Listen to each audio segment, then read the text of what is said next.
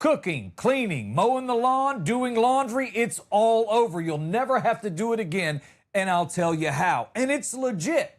Also, look out, there's an $8 billion avalanche about to hit the car industry, and I have good news. We're the ones going to make out in this deal finally for a change. Hit subscribe, and I'll tell you all about it. I'm going to break it down for you. I learned this today, and it was shocking. I was completely wrong about this whole process. We did not buy electric cars. We leased confidence. Not the car, confidence. Confidence that we were early, we were smart, we were ahead of the curve. Turns out, we were on a really convincing payment plan. So here's what's actually going on. Things are about to get real good for us. The whole electric car boom, that everybody's been talking about, wasn't just people falling in love with electric cars. It was leases. It was government incentives making the payments look real friendly. Dealerships worked the numbers. Suddenly, everybody's like, I do like the future. I'll take it. But they didn't buy it. They rented it for 36 months. And guess what? Now, all of those leases are ending at basically the same time. So here comes a wave of thousands of electric vehicles. They're all about to hit the market at the same time. When I say thousands, this is a mess. Close to 800,000 electric cars are going to jump into the market by 2028. That's going to wind up being about 15% of all cars. This is not a trend. This is a traffic jam with charging cables. We have roughly 800,000 cars coming back. I don't know if you know how a lease works. If you've never been around leasing, I'm going to sort of nutshell this. You want to spend a little more time doing your research. I've probably leased 10, maybe 15 cars in my lifetime. I like having new vehicles, and leasing is a great way to do that. But the deal with leasing is it's pretty simple. We say, if you keep this car for 30,000 miles, it will be worth this at the end of the term. You can buy it, you can give it back to us, but if you go over these miles, you're going to pay for them. It's pretty much it, right? It's a gamble because the government, everybody's involved in this, everybody's complicit, they're making a deal. You said if I drove the car for 30,000 miles, it would be worth $20,000. Okay, now that's backed. In other words, that way car dealers can't go, there's no yeah, but. This deal was made, and it's legal, and it's over, and you can walk away from that car. That's how leases work. Don't listen to what they tell you. You can do these things. Look in the lease that you've signed. 3-year-old EVs are holding their value at about 40%. It's 40%. So the real problem here is they guessed wrong by about $5,000 to $10,000 to up to $20,000 per car. Now, you multiply that across hundreds of thousands of vehicles, now you get a feel for the $8 billion in losses. That's not a bad day at the office. That's a meeting where nobody makes eye contact. That's the one where somebody says, let's circle back, and nobody's going to be here next week to circle back. You may have been in one of those meetings. And the interesting thing about all of it is, it's hitting big companies like Tesla and GM the hardest, because they went all in on leasing. So now their vehicles are worthless and they're about to land back on the lots of every car dealer in America. They were like, let's get everybody into the future. Yay! But nobody told the future it needed to hold its value. That's the problem, right? However, every problem offers a chance for you to profit on the other side, right? Potentially if you're in the other position. So, this is where it gets good for us. All those cars that were 50, 60, and 70K brand new, they're all coming back like, hey, you want to try the future again with adjusted expectations? Yeah. See, now the whole thing flips. The companies take the hit, early adopters paid full price, and the rest of us, well, we're going to get to shop electric cars like their last season's jeans, and that's a win. Because, see, I don't know where you are on the electric car thing. I'm in. I have family and friends, and they're all like, you must be crazy, boy. You can't go get in it. You must be some kind of natural born fool. You go back to the 60s, we had horsepower. Remember, those cars were fast. They weren't much to touch on the interior and have a lot of buttons, but they went fast. Then in the 70s, yeah, we really stopped in the horsepower business. We had a bunch of vehicles, all hat, no cattle. Then we got to the 80s. With a few exceptions, we're screaming 55 saves lives, so we're not in a hurry for much, again with a few exceptions. The 90s, the 2000s, we're not creating fast cars anymore. About the only fast car we've created in a minute is that C8 Corvette, right? Because we're not really in the fast car making business. Power's not really been our thing lately. The return of things that go fast. If you're missing this and you're a sports car enthusiast, I know you're missing the rumble. Whatever, we'll just put that on your phone as an MP3. This is much better. You hit the gas, everyone hits the back seat. This is the way God intended it. We can go fast. Most products, if you think about it, kind of go on this same track. Phase 1, make it expensive, make it exclusive, make it be a status thing. Phase 2, scale it, get everybody in. We've already lived that, right? Phase 3, flood the market, drop the price, and act like it was always for everybody. It's for the consumer. We didn't adopt electric vehicles. We waited. We waited for the leases to end, for the prices to drop, for some other idiot to take that depreciation hit. Like responsible adults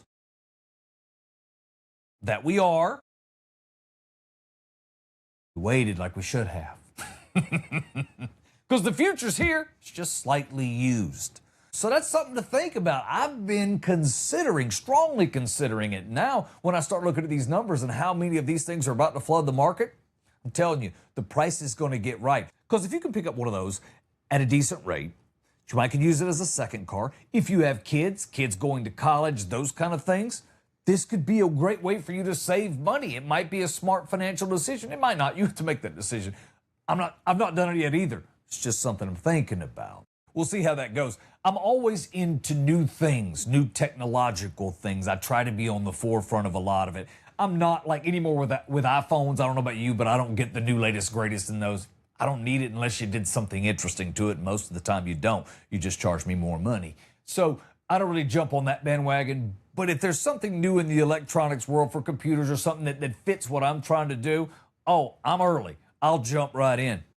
Speaking of things I'd like to jump right in on, dang, I would love to have me one of these. Now, I'm not talking about a Roomba. I'm not talking about one of those little robot dogs either, little those things creep me out. I'm talking about full-grown robot roommate that handles my life. Tell me that's not at least somewhat interesting to you. Because right now, the hardest decision that I have to make every single day is what am I going to eat for dinner? Y'all sent me to school to learn to write in cursive and do all kind of math and all kind of things that I don't care about at this point because I have to figure out what I'm putting on the table for dinner. Somebody should have sent me to culinary school. These are the decisions I have to deal with on the daily. You know what I'm saying. Now, what I'm telling you is there's a robot. It's built by a company called Unix AI, something, I don't know. It can wake you up. That's cool. I got a phone that does that. It can cook your breakfast. Wait a minute. My phone cannot do that. It can clean your house. Once again, my phone cannot do that. And it just keeps going, and it never gets tired. And I'm sitting here thinking, like, most days, if you could just get me a good idea, something that I could order for lunch by about 12:30, why, you'd be outperforming me. Now, I find something that can cook it? Get out of here. This thing's like 5'6". It's a mechanical adult. It looks almost like me and you, right? I mean, look at the thing. It's not creepy. It's not like windmill creepy. Windmills creep everybody out. Thing rolls around your house, got arms, cameras, microphones. It picks stuff up. It can move things, like it can adjust my lighting as I get. There's so many things this could do. No more laundry. Oh, you can forget about laundry. That day, long since passed, because your robot can do it. Now, listen, this isn't hypothetics. This isn't me and you going, well, maybe one day it'll happen. No, it's happening right now, like today. I look at laundry. Sometimes I get into negotiations with it. I don't know how you do. I mean, it'll sit there for 3 or 4 days, and I'm trying to talk my way through it. This robot just comes and picks it up, washes it, folds it, and we don't even talk about it. Like, we don't have to have a big conversation. I don't got to make no deals to take it to dinner. I don't have to do anything. It just does it. Man, are you kidding me? The robot doesn't just do one thing. It does a lot of things. The robot world hasn't moved hardly at all in a long, long time. What have we got out of robots? Well, we got Roomba that'll vacuum. That's almost like a robot, though it looks more like a tire with a misplaced wheel and a catcher on top, and it plugs into what almost could be a robot if you like dust on your robot. We also have the lawnmower that you can turn on, and based on the coordinates, it'll mow your lawn for you. Big deal. Live in Arizona. I ain't gonna mow rocks and dirt, so I'm not interested. So I'm really looking for an advance in the robot industry, and this is what I'm talking about. It won't just vacuum. It won't just mow the lawn. No, it runs full routines. It can make food, clean your room. It can organize stuff, handle chores, start to finish. Doesn't that sound like a good day? Like you get more time to watch Days of Our Lives or run or any, healthy thing that you're into. No, I got a robot over here peeling potatoes and getting stuff ready for dinner. That's when we've hit the future. I always said the future was not Dippin' Dots as they tried to sell me at every major amusement park in America. I knew that was horse manure. The future was when you could just say, hey, play me a song, and something would magically play it. We're here. Now the future is completely different, because beyond that goal, the future is, hey, I need you to go move that laundry, and I don't want to hear no back talk out of you, robot. Yeah, that's the future. That's the future. You kidding me? It does chores for you? It's not a robot. That's a junior partner in the household. My ex-wife will tell you she didn't have a junior partner in the household. She had no help. I'm working on my flaws. Don't be so judgy. I'm just telling you, this is a good idea. This is cool. Now, is it affordable? I don't know. Again, I'm much like a politician. I have an idea. I don't have any way to pay for it. That's not my game. Just tell you about stuff I don't figure out how to pay for. So here's what it means. One software update away from getting replaced in our own house. And that's okay. That's why I'm not married. I can't replace myself. I pay the bills. Think about this. You have a 12-hour day. You work hard. And then you come home and you look at your kitchen every day and you're like, yeah, not today. I'm going to sit in front of, my kitchen looks bad because I've been sitting in front of the TV because I only get a few hours a day. No, no, no, no. Now when I come home, robots clean the kitchen and has food ready. All like, I already handled it. Yes, you did. Yes, you did. I like when you handle things. I got to come up with a cool name. I don't want them all being the same name either. That's another thing. I don't like that everybody says the same thing to get their phone to activate. That's jacked up. We need to figure that out pretty fast. Now, they said it can run like 6 to 12 hours straight without needing to recharge. And I don't know how you are, but if I mow the lawn, I'm probably down in my back for 3 or 4 days. I get tired making a sandwich. So I'm glad we get some time out of this. I don't need anything else I got to charge every 5 minutes. This robot's got LiDAR, sensors, mapping your house. I don't even know where my own stuff is. That thing's like, I've mapped your environment for efficiency. Telling you what? I mapped the couch. That's where I'll be. Get out of here. I don't need a robot to change the world. I need a robot to fix dinner on Wednesday night. because that's when I lose my motivation. I don't even need it to be gourmet. Girl, boil some hot dog water and throw some fries on. That'd be fine. Crank the air fryer up. Hungry. I'd like for it one day to look at me at 6:30 p.m. Say something real sweet like, "You're not doing cereal today. I've taken the liberty of making you something with protein." At this point, I don't even care if it's a protein Pop-Tart. I just appreciate you caring for me like this. Me and this robot, we're going to be together for a while. Now, think about that. How much mental space you could free up in a day if you didn't wake up in the morning and go, "What's for breakfast? What's for dinner? When am I going to clean? Why does the house look like 38 pigs live here?" That's the real dream. I don't care about flying cars. I care about functional evenings, right? Just hanging out, not having to do the work. I lived in the 70s. I've talked about that on this show. The 70s seemed like everyone was working. I was a kid, obviously a tiny kid, but whatever. It seemed like everyone worked nonstop just to survive. No one was happy, ever. By the 80s, everyone's smiling. It was cool.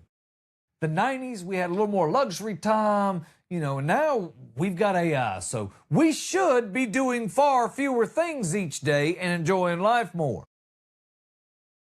They say this thing's coming soon. They also said Roomba vacuums would change everything, and well, that didn't happen. All that did was teach us that you should pick up your crap before it takes off, and if you got a dog, it ain't gonna like it. Now, if the robot can see and hear everything, does that mean it knows things? Does that mean I gotta start making deals with it now so that it doesn't tell my girl or doesn't tell my mom about something stupid it did? Do I gotta, because now that information could be somewhere else than just in my house. I don't know if I need that. We're gonna figure all that out. It's a lot of work to do still yet. Maybe I'll look into that tomorrow. I can't figure everything out today. But I don't want that data getting out, I can tell you that. But if they get this right, everything changes. Time truly becomes a luxury. I'm telling you right now, first person that gets one of these robots ain't gonna brag about the technology. They're gonna brag about something simple like, "I ain't thought about dinner in 3 days." That's gonna be that giddy feeling. That's when you know we've made it. I'll tell you something else. If this robot does all those things and does not put itself back on the charger before it gets into an extremely low battery situation, then we're remiss. But I don't think the big win is when the robot cooks. I think the big win is when we stop thinking about cooking altogether. Am I right? Come on, give me some. Hey, high five. Nothing? Okay. All right. Have a great day. Thanks for your time. I appreciate you spending time here with us today at Bud Ford Comedy. Thanks for your likes, your shares, your comments. Thanks for it all. I appreciate your support.